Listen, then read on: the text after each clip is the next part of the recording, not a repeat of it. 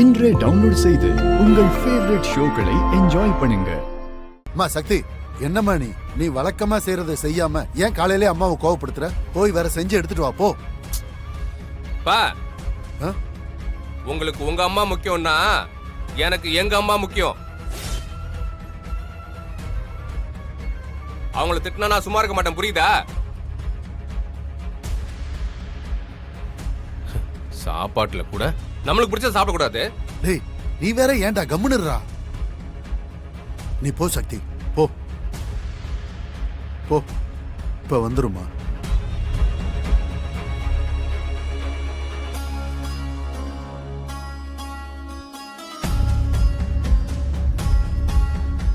எலே, துண்டு மாத்திட்டு வர உனக்கு இம்புட்டு நேரமாச்சா? அது சரி, நீ இவ முந்தானையில புடிச்சுக்கிட்டு தெரியற. ஏய், என்னடா இங்கே நின்னுகிட்டு இருக்கற? போய் வியாபாரத்துக்கு கிளம்பு போ. அப்பதா, வண்டிக்கு பெட்ரோல் போடணும், கொஞ்சம் காசு வேணும். ஏய், 4 நாளைக்கு முன்னாடி தானே பெட்ரோல் போட்ட. அது என்ன காரா இல்ல ஒட்டகமா இந்த குடி குடிக்குது? இல்ல அப்பதா, பெட்ரோல் விலைலாம் கூடிடுச்சுல, அதான். நாட்டு நடப்பெல்லாம் தெரிஞ்சிருக்கணும். இப்படி வீட்டுக்குள்ளேயே என்ன குத்தம் கண்டுபிடிக்கலான்னு இருந்தா ஒன்னும் தெரியாது.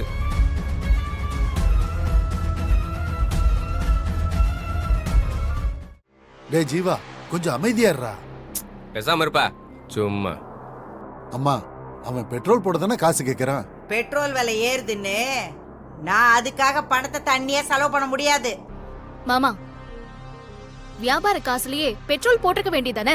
அதுக்கு அவங்க கையில காசு இருக்கணும்ல. இந்த வீட்டு பேங்க் நம்ம அப்பத்தா தானே. மாச வருமானம் வந்த உடனே மொத்த காசையும் அம்மா கிட்ட கொடுத்துட்டு செலவுக்கு அம்மா கிட்ட கேட்டு வாங்கிட்டு போறதாமா எங்க வழக்கம். இப்போ பெட்ரோலுக்கு தானே காசு கேக்குறாரு, அதுக்கு இவ்ளோ கேள்வி கேட்கணுமா? ஏய், என்ன நீ என்ன வக்காலத்தா? வாய் நீண்டுகிட்டு தான் இருக்கு உனக்கு.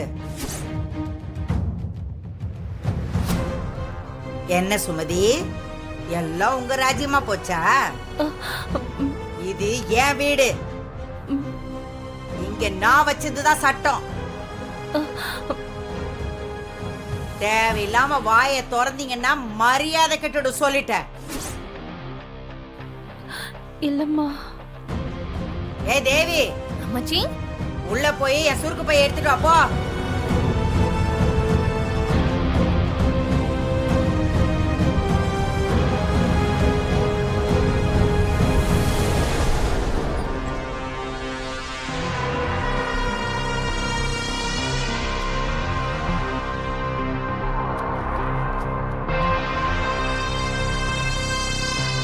பெட்ரோல் போட்ட ரசீது வரணும் சொல்லிட்டேன்.